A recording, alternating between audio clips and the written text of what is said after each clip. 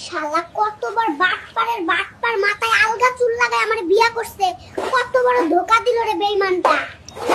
বিয়া করার পরে তোর পকপকানিতে এই অবস্থা হইছে রে টুনটুনি। এই বয়সেই মাথা খালি করে দিছস রে। আমার মাথায় এখন কিছুই নাই। মানুষের বাড়ি কাম কইরা 2 টাকা কামাইতে পারি না।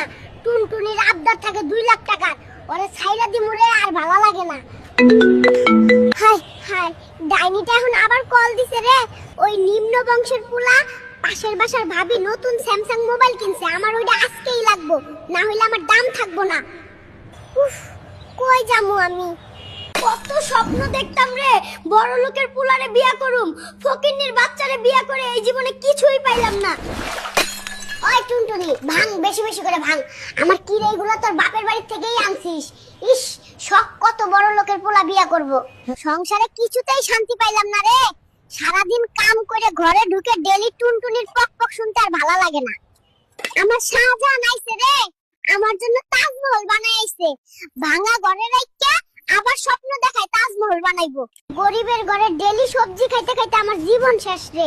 একটা দিন মাছ মাংস খাওয়াইতে পারলো না শালায়। কি এক ফকিন্নির ঘরে আইছি রে। ওই টুনটুনি, বাপের বাড়ি চলে যা।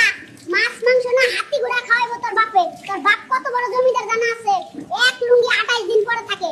এই গরিবের বাচ্চা, 2 পয়সা বাঁচানোর জন্য নিজে নিজে ঠিক করতেছিস।